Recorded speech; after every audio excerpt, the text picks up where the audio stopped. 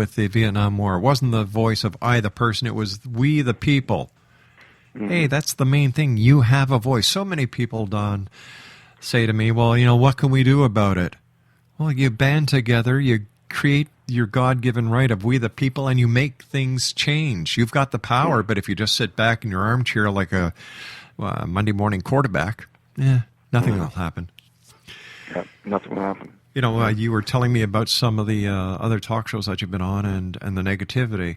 Well, it's not up to a talk show host to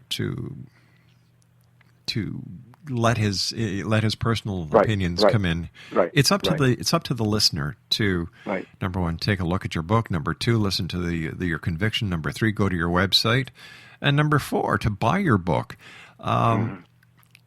How about friends and other members of your circle when you were in the Secret Service and law enforcement? What have they said about your book if they've had the opportunity of reading it? Well, it's good that you asked me that. My first novel, I've written 3 novels. One was a autobiography called The Two-Edged Sword, and it was about my career. I've had a very, very diverse career in law enforcement. I started off as a federal narc in Chicago, and I transferred to the Secret Service, and then I was U.S. Marshal and head of security for the federal courts. So, my career has been very, very, in my opinion, outstanding. I've had a lot of adversities. I've had people put guns to my temple and shotguns in my face. Wow. And I've survived. But I think that when I wrote my novel about my career with the Secret Service, I had a lot of Secret Service agents who were upset that I appeared to be talking, out of school about the Secret Service and the problems. And I didn't mention, unlike some of the other agents who have written novels, they have written novels and they talk about the protectees, that they have protected during their careers. I didn't write anything about the protectees because I think that's a taboo subject in my opinion.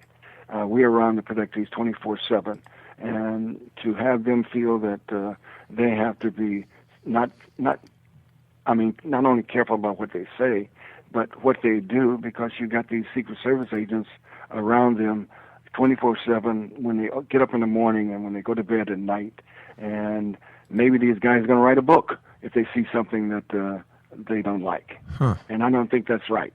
But I wrote about my career as far as what happened to me as an agent, and some of the things that I had to face in order to either make a case or to push for changes within the Secret Service. And I thought that again, talking about what will help to make changes. I was on the committee to hire the first female agents in the Secret Service, and there was a lot of resistance to hire female agents. But, my point was that, I remember before the first blacks were hired in the Secret Service, there was a lot of resistance. There were a lot of agents who said that, well, we've done the job without them all these years. Why do we need them now? Hey, Donald, as much as I'd love to keep talking to you, my friend, I wanted to get in the Oklahoma City bombing and so much more. We ran out of time. I'd love to have you back on. Okay. Number one, to hear how you're doing with your book. Number two, to share your stories. Because I believe that these are stories that need to be told and people need to learn lessons. And I wish you much success, my friend. Rob, it's been my pleasure. Mine too, sir. Take care of yourself. Be safe out there. Exo Nation, my guest this hour has been Donald W. Tucker. Great guy. www.donaldwtucker.com. The name of his book, Immaculate Deception. I'll be back on the other side of this commercial break with the news at 6.5 minutes past the top of the hour as we continue here in the X Zone from our broadcast center in Hamilton, Ontario, Canada. Don't go away.